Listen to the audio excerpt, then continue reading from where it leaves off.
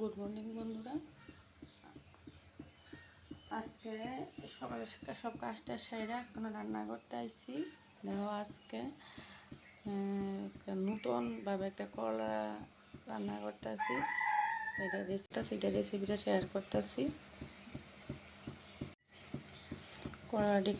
করলাটি ছোট্ট করে কাটছি, কাটতে একটু তিতা যেহেতু লাগে, এই দেখো একটু ভাপ দিয়ে নিতেছি। আর করলাটিতে ভাপ দিয়ে নামাই লাইছি, কোনো সময় দিয়ে দেবো। ভাপ না দিলেও হয়, তো আমিও দিতে গাইতে পারি না, মেয়েও দিতে গাইতে চান। একটু বেড়ে নিচ্ছে আর কি, একটু ভাপ দিয়ে নিচ্ছি।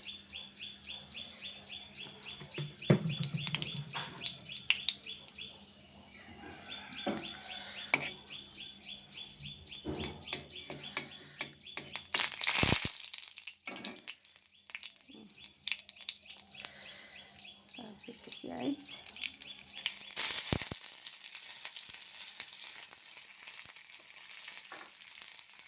একটু হয়ে গেছে, কিন্তু আদা রসুন থেতো করে রাখছি।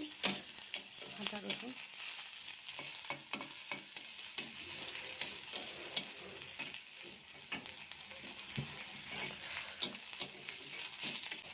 যে ভাজি হয়ে গেলে গেছে, লাল লাল হয়ে গেলে একটু ডাল দিব, ডাল দিয়ে করবো একটু তরকারি। ভাজি হয়ে গেছে, এখন ডালটা দিই।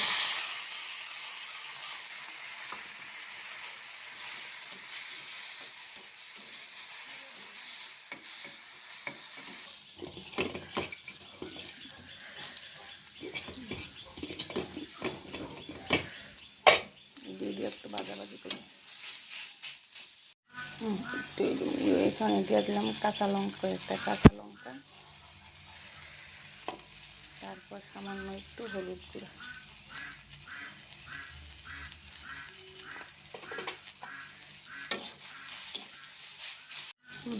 এই অবস্থা।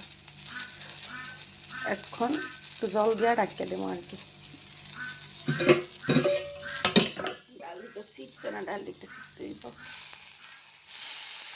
তো ওইখানে জল না দিতে পারে, এই পর্যায়ে নামাই আর একটু দিতে পারে।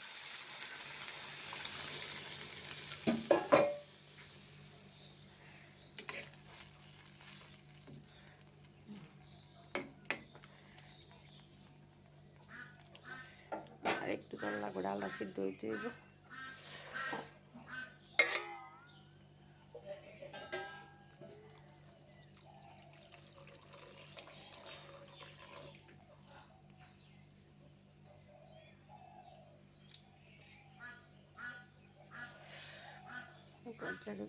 লবণ লাগবে, জল যেহেতু দিচ্ছি লবণও লাগবে।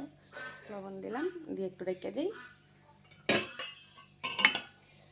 আস্তে আস্তে রান্না হোক।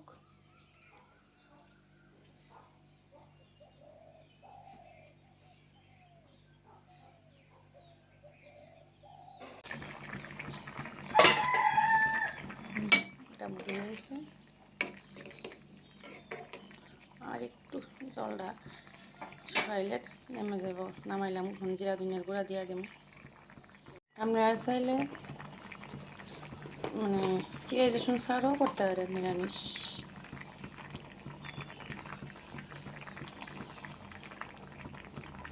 তোমরা যেভাবে ভালো মনে হয় সেইভাবেই করে খেয়েও।